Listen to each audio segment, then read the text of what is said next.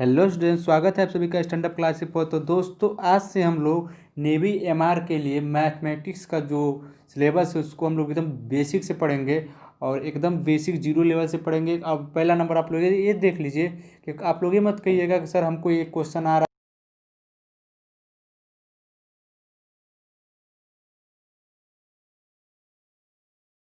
हूँ मैं। तो ये नहीं कि सर मुझे ये चैप्टर आता है, सर ये चैप्टर मत करिए सर, सिंपल इंटरेस्ट का ये सर, या परसेंटेज का ये सर, प्रॉफिट या लॉस का ये सर। मैं सीक्वेंस वाइज चलूँगा, एक चैप्टर नंबर 1 से जीरो लेवल से लेकर हाई लेवल तक जाऊँगा। आप लोग बस आराम से इसको वीडियो को देखिए, अपना क्वेश्चन को सॉल्व कीजिए और अपना स्कोर कमेंट करते रहिएगा। और जो मैं बता रहा हूँ, जो रूल बता रहा हूँ, जो नियम बता रहा हूँ, उसको पढ़िए और जीरो लेवल से पढ़िए। आपको घबराना नहीं है, आराम से, अभी भी आपके पास टाइम है। तो आप लोग एकदम बेसिक क्लियर करते हुए कि कोई भी जीरो लेवल से या क्वेश्चन है या हाई लेवल से क्वेश्चन है, जो कहीं से भी क्वेश्चन आए आपको, तो आप लोग उसको सॉल्व कर ले रहे हैं। ठीक है, तो ये मत कहिएगा सर, अभी देखिए आज पहला क्लास है तो इसलिए मैं पहले ही बता दे रहा हूँ कि ये मत कहिएगा सर कि एकदम जो आप इतना ईजी क्वेश्चन करा रहे हैं सर, इतना लेंदी क्वेश्चन करा रहे हैं। ईजी भी होगा, लेंदी भी होगा और हार्ड भी होगा, सब क्वेश्चन मिक्सअप रहेंगे। लेकिन पहले मैं स्टार्ट करूँगा जीरो लेवल से, एकदम जीरो लेवल से। एक समय आप लोग ये मत कहिएगा सर हमको आता है, सर मैंने पहले से तैयारी कर रखी है। अगर आपको आता है तो आप बढ़िया बात है कि आपको आ रहा है, और नहीं आ रहा है तो आप लोग क्वेश्चन को देखिए, रूल को देखिए और उसको समझिए। तो चलिए आज का क्लास स्टार्ट करते हैं। तो देखिए, सबसे पहले देखिए इवन नंबर, सम संख्याएं। सम संख्या क्या होती हैं? जो प्राकृतिक संख्याएं दो से पूर्णतः विभक्त हो जाएं उन्हें सम संख्याएं कहते हैं। जो दो से कट जाए यानी टोटली क्या हो जाए, कट जाए, विभक्त हो जाए, उसे क्या कहते हैं? इवन नंबर्स यानी सम संख्याएं कहते हैं। जैसे मान लीजिए 2, 4, 6, ये सब क्या है? इवन नंबर है। ठीक है, अब आगे देखिए, आगे दिया है विषम संख्याएं। विषम संख्याएं क्या होता है? जो पूर्णतः दो से विभक्त नहीं होता है, जो पूर्णतः दो से विभक्त नहीं होता है उसे क्या कहते हैं? विषम संख्याएं कहते हैं। ठीक है, उसे विषम संख्या कहते हैं। देखिए जैसे 1, 3, 5, 7, 9, 13, ये सब क्या है? विषम संख्याएं हैं। ठीक है, अब आगे देखिए प्राइम नंबर्स यानी अभाज्य संख्याएं। अब ये भी थोड़ा सा नोटिस कर लीजिएगा, प्रत्येक विषम संख्या का इकाई अंक, जो भी विषम संख्या होगा उसका इकाई अंक क्या होगा?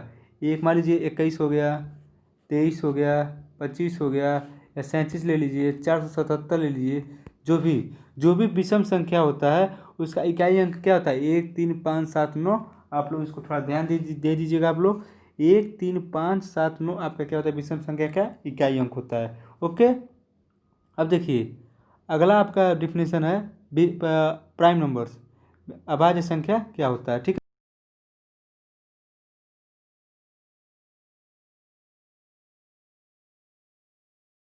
कटे और सिर्फ एक से कटे, वो क्या होती है?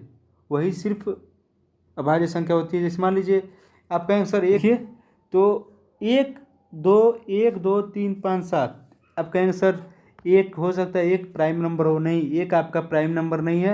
आप लोग ये याद रखिएगा, एक आपका प्राइम नंबर नहीं है। आपका दो, दो आपका क्या है? प्राइम नंबर है यानी अभाज्य संख्या है। ठीक है, दो आपका अभाज्य संख्या है। 3, 5, 7, 11, 13, 17 जो एक से और खुद से सिर्फ कटे और किसी और से न कटे, तीसरी किसी और प्राकृतिक संख्या या नेचुरल नंबर से न विभक्त हो, उसे क्या कहते हैं? अभाज्य संख्या कहते हैं, प्राइम नंबर कहते हैं। ठीक है, इतना आप लोग याद रखे रहिएगा। ओके, ठीक है, अब आगे बढ़िए, आगे देखते हैं। को प्राइम नंबर्स, दो प्राकृतिक संख्या ए तथा बी तभी सहज अभाज्य कहलाएंगे जब उनका महत्तम समापवर्तक एक हो। आप लोग लसम मसा पढ़े होंगे, लसम मसा नहीं पढ़ेंगे तो आपको आगे पढ़ा दिया जाएगा। जैसे जैसे आगे बढ़ा जाएगा वैसे वैसे आपको पढ़ा दिया जाएगा। हर एक चैप्टर बेसिक से लेकर हाई लेवल तक आपको पढ़ाया जाएगा। आपको इसकी टेंशन लेने की ज़रूरत नहीं है, आपको डेली क्लास मिलेगा, इतना आपको टेंशन सोचने की ज़रूरत नहीं है। देखिए 2, 3, मान लीजिए 2 से 3 मौसे ही होता है, थोड़ा सा मैं बता देता हूँ। अभी मौसे ही होता है कि मान लीजिए 2 से 3 काट रहे हैं, नॉर्मल मेथड जो होता है मैं बस वही बता रहा हूँ आपको। 2 का भागा 3 से काट रहे हैं, तो 2 से कट गया, 2 कम 2, 3 2 1। अब 1 से 2 कट जाएगा, नहीं कट जाएगा? कट जाएगा, 1 2 ही 2 कट गया। यानी इसका जो यही क्या होता है, जो सबसे मान लीजिए इसका दो एक प्रकार से दोनों में जो मान लीजिए दोनों का गुणनफल करेंगे। ठीक है, दोनों का गुणनफल करते हैं। ओके, मान लीजिए 2 का 3 का गुणनफल करते हैं, 1 गुणे 2 हो गया और इसका 3 गुणे 1 हो गया। दोनों में कॉमन क्या है? 1 है, ये आपका क्या हो जाएगा? मौसा हो जाएगा। ऐसे मान लीजिए अगर 5 9 का करते हैं, 5 9 का करेंगे तो 1 गुणे 5 9, 9 का क्या हो जाएगा 3 गुणे 3 गुणे 1, यानी 1 आपका क्या हो जाएगा, इसका भी क्या हो जाएगा मौसा हो जाएगा। ठीक है, तो दोनों में कॉमन क्या है, 1 है। इसी तरह आपका मौसा निकल जाता है अगर आपको नहीं पता है तो। वैसे मैं उम्मीद करता हूँ आपको पता होगा, लेकिन नहीं पता है तो आपको ये जान लेना है कि हाँ दोनों में जो कॉमन है वही आपका क्या हो गया, मौसा हो गया। ठीक है, तो ये आपके क्या होते हैं, को प्राइम नंबर्स होते हैं। जबकि उनका जब उनका महत्तम सौ जो मौसा है जब उनका 1 होता है तो वो क्या होती हैं, को प्राइम नंबर्स होती हैं, यानी सअभाज्य संख्याएं। ठीक है, ये कुछ विभक्ति के कुछ नियम देख लीजिए कि हाँ कैसे कब डिवाइड होगा, कब डिविजिबल होगा या कब डिविजिबल नहीं होगा। ठीक है, तो देखिए 2 से विभक्त कब होगा, नहीं आता क्वेश्चन आपके एग्जाम में आ जाता है कि मान लीजिए कि ये संख्या डिविजिबल है कि 2 से डिविजिबल है कि नहीं, 3 से डिविजिबल है कि नहीं, 4 से है कि नहीं, ये सब आपको थोड़ा देख लीजिए आप लोग।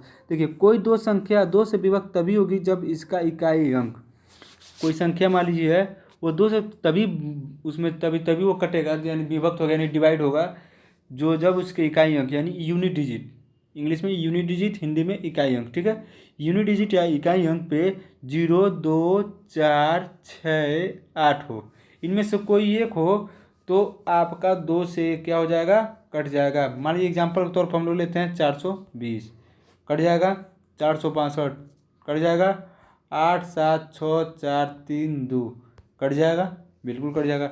अब यहीं पर न कटने वाली संख्या देख लीजिए, 8 7 6 3 2 1 ले लेंगे, 2 से नहीं विभक्त होगा। ठीक है, अब आगे देखिए 3 से विभक्त होने के नियम देख लीजिए। यदि कोई दी गई संख्या 3 से विभक्त तभी होगी जब इसकी संख्या का योग, अंकों का योग, इस संख्या के अंकों का योग 3 से विभक्त हो।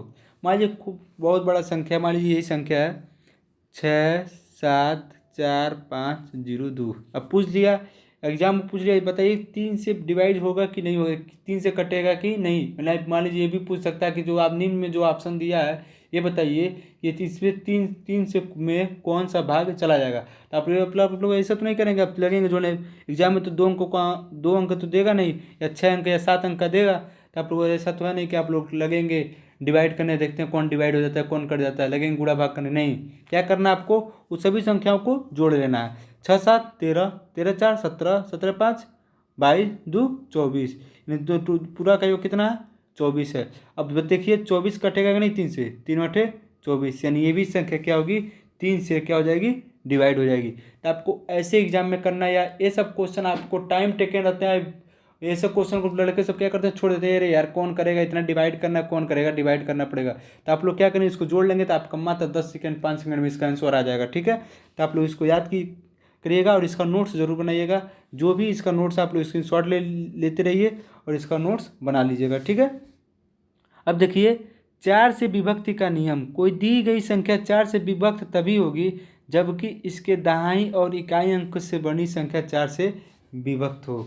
ठीक है, कोई संख्या है, ठीक है, मान लीजिए यही संख्या है 67 95 12 के दहाई तथा इकाई अंक, दहाई अंक कौन सा है आपका 1 है, इकाई अंक कौन सा है आपका 2 है। ठीक है, तो ये जब ये दहाई अंक जैसे मान लीजिए 6 7 9 5 1 2 है, तो देखिए कह रहा इकाई अंक और दहाई अंक जब दोनों संख्या ये जो इससे जो संख्या बन रही है जब ये 4 से कट जाएगा तभी ये भी पूरा अंक 4 से कट जाएगा। तो 4 3 कितना हो जाता है 12 हो जाता है। ठीक है, एक और मैं कोई एग्जांपल ले लेता हूँ, मान लीजिए मैं ले लिया 75 63 28। ठीक है, अब देखिए अब इसमें देखिए 8 और 2 इकाई अंक पर क्या है 8 है, दाई अंक पर क्या है 2 है, तब ये 4 से डिवाइड हो जाएगा कि नहीं हो जाएगा, 4 7 28, यानी जो पूरा अंक है इसके आप कुछ भी आगे कुछ भी लिख दें 4 5 6, आप जितना बड़ा आपको करना है उतना अंक कर लीजिए, कोई दिक्कत नहीं है। जब इसके जो यूनिट डिजिट और जो इसका 100 डिजिट पे जो 100 प्लेस पे जो है, सॉरी यहाँ ठीक है 10th डिजिट पे, सॉरी 100 डिजिट नहीं 10th डिजिट पे जो है दाहिने स्थान पर जो है, ठीक है, तो वो ये अंक अगर डिवाइड हो रहा है, ठीक है, इकाई स्थान पर जो दाहिने स्थान पर अंक है दोनों को मिलाकर जब ये अंक 4 से डिवाइड हो रहा है तब ये पूरा नंबर आपका क्या हो जाएगा 4 से डिवाइड हो जाएगा। ये रूल आपको याद रखना है। ठीक है, और नहीं डिवाइड हो कब होगा, यहीं 28 की जगह अगर आप 27 कर दिए, यहीं 26 कर दिए, 25 कर दिए तो डिवाइड नहीं होगा, ये नंबर 4 से डिविजिबल नहीं होगा। ओके, ठीक है, अब देखिए 5 से विभक्त होने के नियम। तो 5 से विभक्त होने के नियम बिल्कुल सिंपल सा नियम है इसका। इकाई स्थान पर 0 तथा 5 आना चाहिए। 0 या 5 आएगा इकाई स्थान पे, वो 5 से विभक्त हो जाएगा यानी डिवाइड हो जाएगा। जैसे मान लीजिए 67,985, 67,985, 67,985, ठीक है। तो इकाई अंक पर क्या है, 5 है, ये आपका 5 से डिवाइड हो जाएगा। तो एग्जाम में इतना इजी भी पूछ सकता है, नहीं भी पूछ सकता, लेकिन 4 से, 3 से, 9 से, 11 से सब क्वेश्चन आपका पूछ सकता है, ठीक है। अब देखिए 8 से विभक्त होने के नियम, ठीक है। 8 से विभक्त कब होगा, ये नियम आप लोग देख लीजिए। कोई दी गई संख्या 8 से विभक्त तभी होगी जब इसके सैकड़े, दहाई और इकाई अंकों से बनी संख्या 8 से विभक्त हो। कोई संख्या दी गई है, मान लीजिए यही संख्या दी गई है आपका 34,6,9,360, ठीक है। तो कह रहा है ये संख्या कब 8 से विभक्त होगी। मान लीजिए ऐसे आ गया एग्जाम में, ये ऑप्शन नंबर ए हो गया, ये ऑप्शन नंबर आपका हो जाएगा 34, 69, 362 हो गया। ऐसे ऑप्शन आपका 4 ऑप्शन दे दिया, पूछ लिया कि 8 से विभक्त होने वाली संख्या बताइए, ठीक है। ऐसा क्वेश्चन आप लोगों ने एग्जाम में देखा होगा। अगर देखा होगा तो ज़रूर कमेंट कीजिए, हाँ सर मैंने देखा था, या नहीं देखा होगा तब भी कमेंट कीजिएगा, ठीक है। देखिए 34, 69, 360, तो कह रहा इकाई अंक, दहाई अंक, ये सैकड़ा। आपको इतना तो पता होगा ना, इकाई को इस तरफ से गिनते हैं, इकाई, दहाई, सैकड़ा, हज़ार, 10,000, लाख, 10 लाख, ठीक है। दाईं से बाईं ओर जाते हैं हम लोग, दाईं से बाईं ओर जाते हैं, ठीक है। तो जो इकाई, दहाई, सैकड़ा के स्थान पर जो अंक है, और वो तीनों अंक को मिलाकर अगर ये 8 से कट जा रहा है तो ये पूरा अंक क्या हो जाएगा, 8 से डिवाइड हो जाएगा। देखिए कैसे 360 है, 360 को डिवाइड कीजिए 8 से, 8 को 32, 4 जोड़ 5 से 40, यानी 360 8 से कट जा रहा है, यानी पूरा अंक क्या कट जाएगा, 8 से कट जाएगा, ठीक है। आप लोग इसको ट्राई कीजिएगा कुछ और एग्जाम्पल्स के साथ, जरूर इसका आंसर मिल जाएगा आपको, ठीक है। अब देखिए 9 से विभक्त होने के नियम, 9 से जो विभक्त होने का, जो डिवाइड होने का जो नियम, वो भी देख लीजिए आप लोग। कोई दी गई संख्या 9 से विभक्त तभी होगी जब इस संख्याओं के अंकों का योग 9 से विभक्त हो। सिंपल, जब जिस तरह 3 वाला था बिल्कुल यही 9 का नियम है।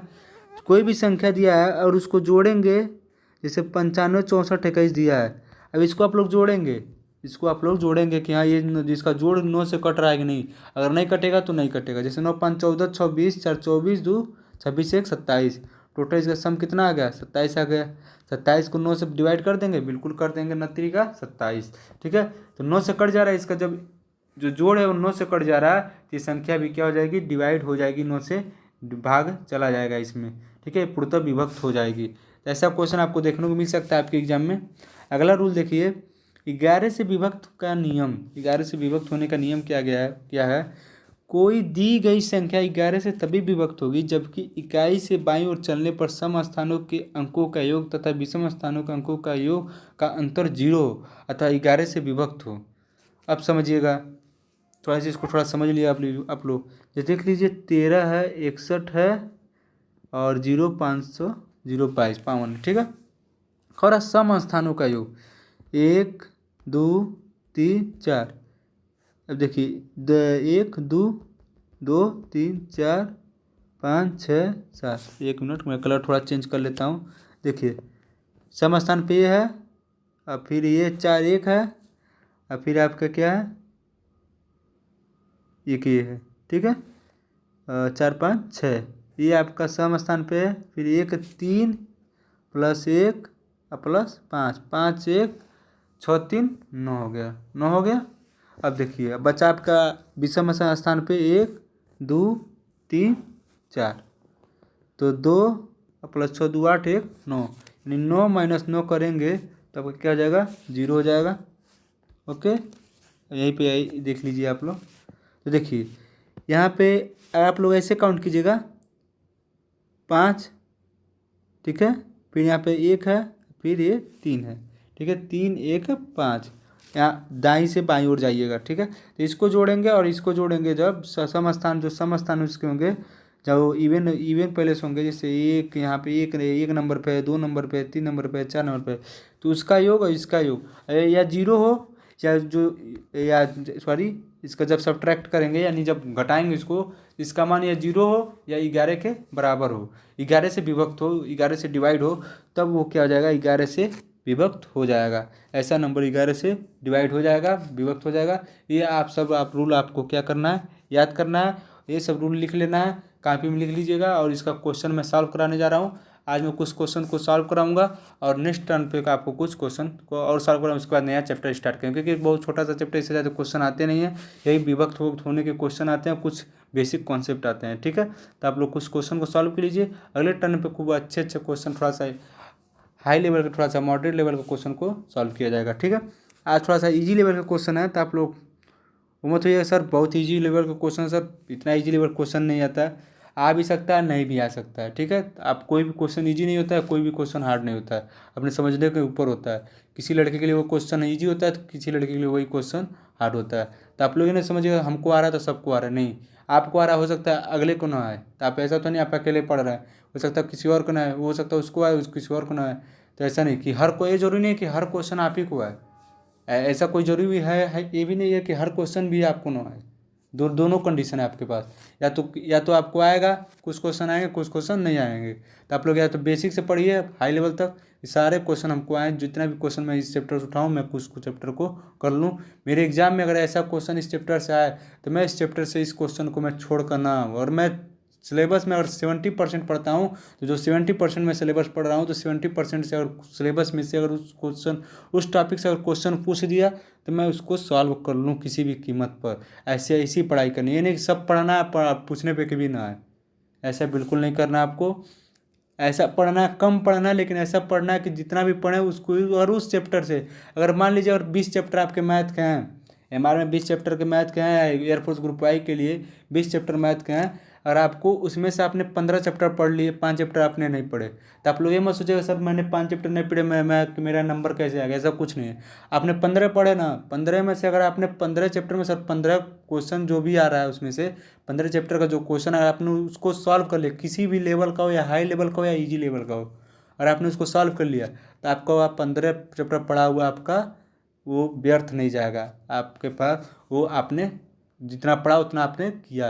अगर आपने 20 पढ़ भी लिया और आपको कुछ समझ भी नहीं आया कि मैंने 20 में क्या पढ़ा क्या नहीं है, 20 में से अगर आपने 20 चैप्टर से क्वेश्चन और 10 चैप्टर का भी क्वेश्चन नहीं कर पाए, तो कोई मतलब नहीं है। ठीक है, देखिए क्वेश्चन को देखिए, 764 गुणे 549 गुणे 603 गुणे 546 के गुणनफल में इकाई अंक क्या होगा।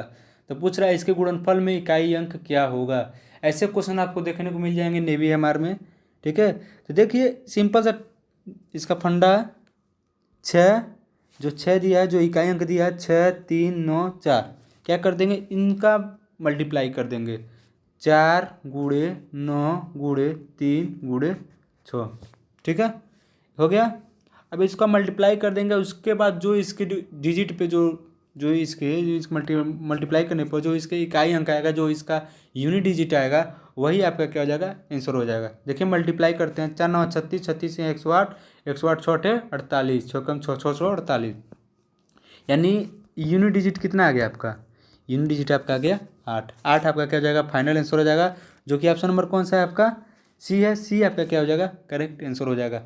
और सबसे बड़ी बात है, आप ये में सोचिएगा सर बहुत हाई इतना इजी लेवल का क्वेश्चन, अरे भाई आप लोग नेवी एमआर का एग्जाम देने जा रहे हो, न कि आप लोग आईआईटी जैम का एग्जाम दे रहे हो, न कि एसएससी जेई का, ना एसएससी सीएचएसएल का एग्जाम देने जा रहे हो, आप लोग नेवी एमआर का एग्जाम देने जा रहे हो। ठीक है, तो आप लोग ऐसे क्वेश्चन को बेसिक हाई लेवल पढ़ने के चक्कर में लो लेवल का क्वेश्चन छोड़ देते हो, और लो लेवल के क्वेश्चन से आपको क्वेश्चन पूछ लेते हैं, आप लोग फंस जाते हो। सर क्वेश्चन है सर आया ही नहीं सर, मुझे तो समझ में नहीं है सर, पेपर हार्ड बनाया था, ऐसा कुछ नहीं होता, पेपर हार्ड नहीं होता, बस अपने सोचने और समझने की ऊपर रहती है। ठीक है, देखिए अगला क्वेश्चन देखिए, बताइए कौन सा परिमेय इसमें से कौन सा संख्या परिमेय होगा।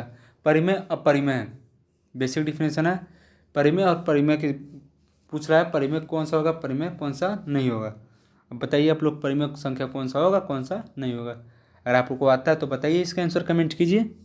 ए 2 माइनस √5 है, बी 3 प्लस √23 माइनस √23 दिया है, सी 2 पाई, डी 1/√2। तो बताइए आप लोग इसका आंसर क्या होगा। देखिए जो a/b के फॉर्म में लिखा जा सके वही क्या होता है, परिमेय संख्या होता है। जो a/b के फॉर्म में ना लिखा जा सके वो क्या क्या होता है, अपरिमेय, रेशनल, इरेशनल। इंग्लिश वाले बच्चे कहेंगे सर परिमेय क्या होता है, अरे भाई परिमेय का जो इंग्लिश होता है वो क्या होता है, रेशनल नंबर, और अपरिमेय का इरेशनल नंबर। ठीक है, इतना मैं आपको बता देता हूँ। अब ये मत कहिएगा सर इंग्लिश में भी क्वेश्चन कराइए, तो मैं इंग्लिश में बोल देता हूँ, which number is rational number. ठीक है, which number is rational number, find which number is rational number. Okay, तो आप लोग बताइए, ये नहीं होगा, सी नहीं होगा, डी नहीं होगा, बी आप लोग देखिए, बी ऑप्शन आपका क्या है, करेक्ट आंसर है। कैसे, देखिए +√23 है, -√23 है, तो प्लस माइनस कैंसिल हो जाएंगे, बचेंगे क्या आपका 3 बचेगा। इसको 3/1 लिख सकते हैं आप लोग, बिल्कुल लिख सकते हैं, जो a/b के फॉर्म में हुआ। ठीक है, तो 3 आपका क्या हो जाएगा, परिमेय संख्या हो जाएगा, रेशनल नंबर हो जाएगा। ओके, अब देखिए अगला क्वेश्चन देखिए, ये क्वेश्चन थोड़ा सा बढ़िया क्वेश्चन है। इस क्वेश्चन को मैंने नेवी एमआर में देखा था एक बार। इस क्वेश्चन को, उन सभी अभाज्य संख्याओं का जो 17 से बड़ी नहीं है, ठीक है, इसमें लिखना चाहिए उनका योगफल होगा। ठीक है, उन सभी अभाज्य संख्याओं का जो 17 से बड़ी नहीं है उनका योगफल होगा, मतलब 17 से ज़्यादा, 17 से आगे नहीं, 17 से कम, 17 से कम, ना कि 17 से कम, उनका क्या करना है आपको, योगफल बताना है। 17 तक ले सकते हैं, 17 से बड़ा नहीं, 17 तक ले सकते हैं, 17 से बड़ा नहीं, उनका योगफल बताना है। अब आप लोग इसको ऐड कीजिए और इसका आंसर कमेंट कीजिए। आपका ऑप्शन ए है 59, बी 58, सी 41 एंड डी 42। ठीक है, तो देखिए आपको इतना आपको बता दिया गया। ओके, तो 17 से बड़ी नहीं है। अब आप सोचेंगे सर 2 को इंक्लूड करें, 1 को इंक्लूड करें कि नहीं करें, सर क्या आंसर होगा। बहुत बच्चे इसमें ये कन्फ्यूज रहते हैं कि 1 को बहुत लड़के इसमें ऐड कर लेते हैं, 1 को भी जोड़ लेते हैं। मैक्सिमम बच्चे इसमें क्या करते हैं, 1 को भी ऐड कर लेते हैं। सर हो सकता है 1 भी प्राइम नंबर है, क्योंकि 1 किसी से कटता नहीं है, सिर्फ 1 ही से कटता है, तो वो भी प्राइम नंबर, डिफिनेशन के अनुसार 1 ही से कट रहा है तो भी प्राइम नंबर है। लेकिन 1 आपका प्राइम नंबर नहीं है, यही आपको ध्यान देना है यहाँ पे। तो क्या करेंगे, आपका देखिए प्राइम नंबर लिखेंगे 2 + 3 + 5 + 7 + 11 + 13 एंड +17। ठीक है, आप लोग इसको ऐड करेंगे, 17 13 30, 41 48, 5 53, 3 56 2 58।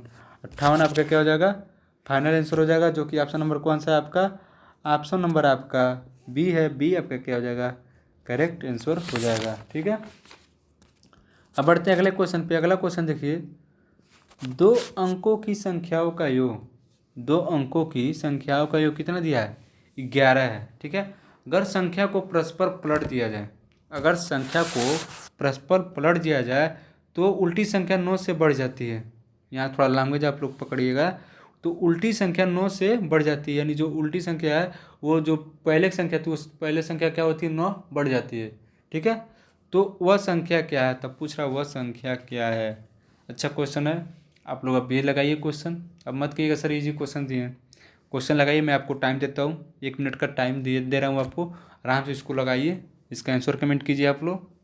ठीक है, आराम से बिल्कुल इत्मीनान से लगाइए, देखते हैं कितने लोग लगा पाते हैं इस क्वेश्चन को। आंसर कमेंट करते रहिए, तुक्का मत लगाइएगा, क्योंकि अभी भी एयरफोर्स का ग्रुप एक्स ग्रुप वाई का एग्ज़ाम हुआ है। अब सुनने में आ रहा था कि रागा बहुत टफ आ रहा है आप लोग का, तो तुक्का लगाएंगे तो रागा क्या आपका हर एग्ज़ाम टफ जाएगा। तुक्का नहीं लगाएंगे, सॉल्व करके लगाएंगे तो कोई भी एग्ज़ाम कोई भी पेपर आपके लिए टफ नहीं रहेगा। ठीक है, ओके, तो आप लोग इसको सॉल्व कीजिए, इसका आंसर कमेंट कीजिए। देखिए 2 अंकों की संख्याओं का, 2 अंकों की संख्या हो, 2 अंक होगा तो कि यूनिट प्लेस पे होगा एक, देखिए 2 अंक है, एक इकाई पे होगा, एक दहाई पे होगा। ठीक है, तो मान लेते वो संख्या क्या है, एक्स और वाई है, एक्स और वाई मान लेते हैं। उनका योग कितना दिया है, एक्स + वाई का योग कितना दिया है, 11 दिया है। ठीक है, तो वाई को मान लेते हैं आप इकाई स्थान पे, एक्स को मान लेते हैं दाएं स्थान पे, यानी 10x + वाई। आपका संख्या क्या हो गया, 10x + वाई। ओके, तो देखिए अब ये 10x + वाई बराबर कितना दे दिया है, 11 दे दिया है। तो इसमें जब इसको हम लोग बदलते हैं, इकाई को दाएं के स्थान पे, दाएं को इकाई के स्थान पे, यानी 10y + x। ओके। जब 10y प्लस एक्स को जब बदलते हैं तो 10x प्लस वाई में आपका क्या हो जाता है, 9 बढ़ जाता है। 10x प्लस वाई में आपका क्या हो जाता है, 9 बढ़ जाता है, यानी 10x प्लस वाई प्लस 9 बराबर 10y प्लस एक्स। तो फाइनल लिखते हैं आप लोग 10x प्लस वाई प्लस 9 बराबर 10y प्लस एक्स। अब इसको सॉल्व करेंगे तो देखिए 10x प्लस एक्स 9x हो जाएगा, y माइनस 10 यानी माइनस 9y बराबर 9 को उस तरफ भेज देंगे तो -9, यानी x माइनस वाई बराबर कितना हो जाएगा आपका, 1 हो जाएगा। x माइनस वाई बराबर कितना हो जाएगा आपका, 1 हो जाएगा। ओके, -1 होगा ना, -1, 9 कैंसिल हो जाएगा, बचेगा -1 बचेगा।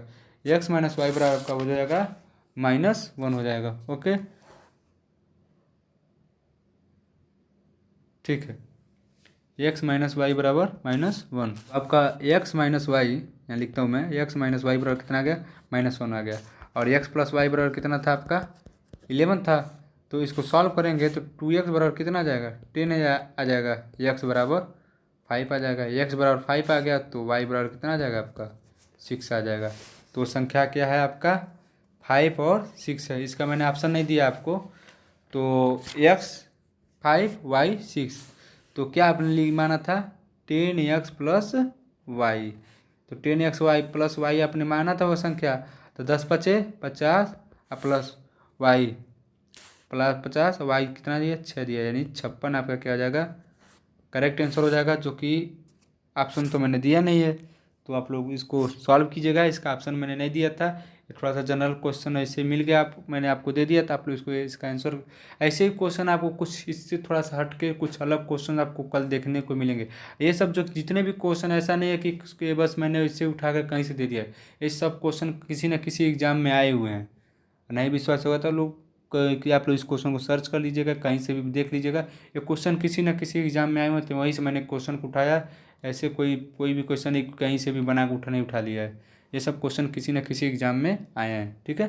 तो आप लोग ऐसे मेहनत कीजिए। आपके पास ये मत सोचिएगा कि बिल्कुल टाइम नहीं है, टाइम आराम से, अपना आराम से मेहनत की। वैकेंसी जरूर आएगी दिसंबर में, जरूर आएगी। वैकेंसी से रिलेटेड आप लोग कमेंट मत कीजिएगा कि सर वैकेंसी कब आएगी, वैकेंसी कब आएगी। अरे आएगी यार, जैसे ही आप लोग हल्ला करे तो सर एग्ज़ाम कब होगा, एग्ज़ाम कब होगा, एग्ज़ाम कब होगा। एग्ज़ाम हो गया ना एयरफोर्स का, अब वैसे ही दिसंबर में आपका आ जाएगा, वैकेंसी आ जाएगा। फरवरी मार्च में आपका पेपर रहेगा, तब आपके पास बिल्कुल टाइम नहीं रहेगा।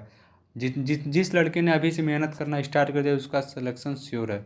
जिसने सोचा है वैकेंसी आएगी मैं फार्म भरूँगा तब मैं तैयारी करूँगा, उसका सिलेक्शन कभी नहीं हो सकता, कभी भी नहीं हो सकता। जो ये सोचेगा मेरा फॉर्म आएगा तब मैं उसको भरूँगा, तब मेरा एडमिट कार्ड आ जाएगा तब मैं पढ़ूंगा, जब एग्ज़ाम का 2 दिन हो जाएगा तब मैं पढ़ के निकालूंगा, तो ऐसा कभी नहीं होता भाई। 5 लाख फॉर्म भरे जाते हैं, 5 लाख में से 500 लड़के मात्र सेलेक्ट होते हैं, 500 से 600 लड़के MR में। मैं बता रहा हूँ रेशियो, आप लोगों को वैकेंसी देख रखी होगी जितने पहले एग्ज़ाम दे चुका है। बताओ 5 लाख में 500 लड़के, रेशियो निकाल लेना भाई, रेशियो निकाल लेना, देख लेना कितने लड़के पर लड़के के एक नौकरी, एक वैकेंसी, एक पोस्ट के पीछे कितने लड़के पड़े हुए हैं, ठीक है। फॉर्म अगर फॉर्म भरते हुए MR का, तो जब वहाँ पे दिखाता है कितने टोटल नंबर ऑफ फॉर्म्स भर दिए गए हैं। तो ये मत सोचिएगा, अगर आपको 5 लाख में से 500 में जाना है, 5 लाख में से निकल कर 500 के बीच में जाना है, तो आपको कुछ अलग करना पड़ेगा, कुछ हटके करना पड़ेगा, कुछ ज़्यादा मेहनत करनी पड़ेगी, कुछ सबसे अलग सोचना पड़ेगा। ये सोचेंगे कि जो वो लड़का नहीं पढ़ा तो मैं भी नहीं पढ़ूंगा, तो बिल्कुल नहीं हो पाएगा। वो नहीं पढ़ा मत पढ़े, उसको 5 लाख में से नहीं, अब आपको 500 में आना है, आपको 5 लाख में नहीं। आपको एक सीट से मतलब रखना है, अपना सीट क्लियर करना है किसी भी हाल में। ये नहीं कि मैथ आ गया तो इंग्लिश नहीं आया, इंग्लिश आ गया साइंस नहीं आया। अगर MR में है तो इंग्लिश तो आती नहीं है, मैथ साइंस यही आपका आता है। तो आप लोग बिल्कुल बेसिक से तैयारी कीजिए, स्टार्ट कर दीजिए। आज से मैंने भी क्लास स्टार्ट कर दिया है। अब आपको डेली क्लासेस मिलना है, 30 के 30 दिन, किसी भी दिन छुट्टी नहीं, कोई भी दिन गैप नहीं। बस पर्सनल रीजन हो सकता है और कोई बात नहीं, ठीक है। तो आज की क्लास में बस इतना ही, मिलते हैं अगले क्लास में। तब तक के लिए जय हिंद, जय भारत। वीडियो को लाइक कर दीजिएगा, चैनल को सब्सक्राइब कर दीजिएगा। धन्यवाद।